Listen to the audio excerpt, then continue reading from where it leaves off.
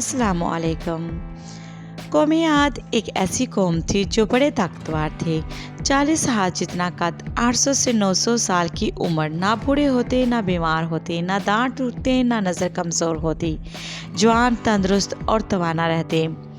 بس انہیں صرف موت آتی تھی اور کچھ نہیں ہوتا تھا۔ ان کی طرف اللہ عز و جل نے ہود علیہ السلام کو بھیجا۔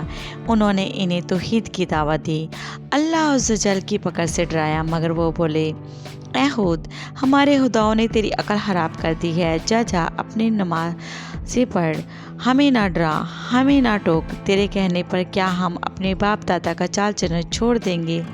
عقل خراب ہو گئی ہے تیری، بڑا آیا نیک اور نمازی، تیرے کہنے پر ہم چلے تو بھوکے مر جائیں گے۔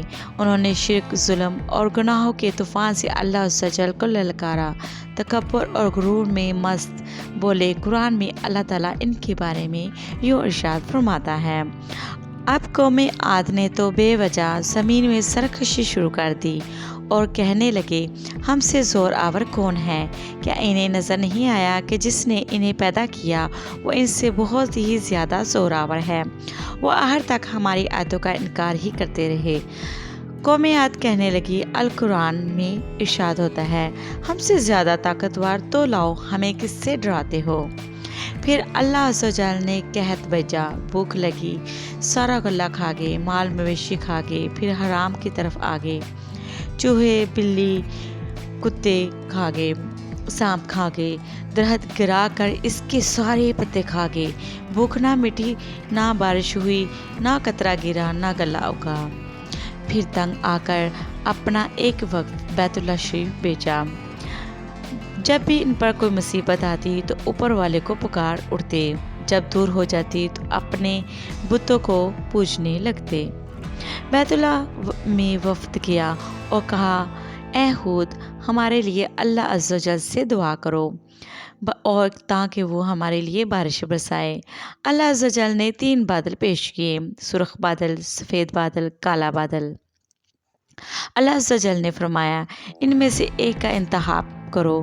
انہوں نے باہم مشورہ کیا، سرخ میں ہوا ہوتی ہے، سفید میں خالی ہوتا ہے، کالے میں پانی ہوتا ہے، کالا مانگو۔ ہود علیہ السلام کی قوم نے کالا بادل مانگ لیا۔ اللہ عز و جل نے فرمایا کہ واپس پہنچو، بادل بھیجتا ہوں۔ وہ خوشی خوشی واپس آئے، سب لوگ ایک میدان میں جمع ہوئے۔ بادل آیا، وہ خوشی سے ناچنے لگے کہ اب بارش ہوگی، قحط مٹے گی، کھانے کو ملے گا۔ انہیں کیا پتا تھا کہ وہ بارش نہیں، اللہ عز و جل کا عذاب ہے، جو تم ہود علیہ السلام سے کہتے تھے کہ لے آ، جس سے ہم کو ڈراتا ہے۔ اس بادل میں ایسی تند و تیز ہوا تھی کہ جس نے انہیں اٹھا اٹھا کر مارا، ان کے گھر اڑا دیے۔ اتنے لمبے قد کے لوگ تنکوں کی طرح اڑ رہے تھے، ہوا ان کے 40 گز کے سروں سے کو ٹکراتی اور اتنی زور سے ٹکراتی تھی کہ ان کے دماغ نکل نکل کر ان کے منہ پر پٹک دے جاتے۔ بعض لوگ بھاگ بھاگ کر غار میں گھس کے کہ یہاں تو ہوا نہیں آ سکتی، مگر میرے رب کا حکم ہو کر رہتا ہے۔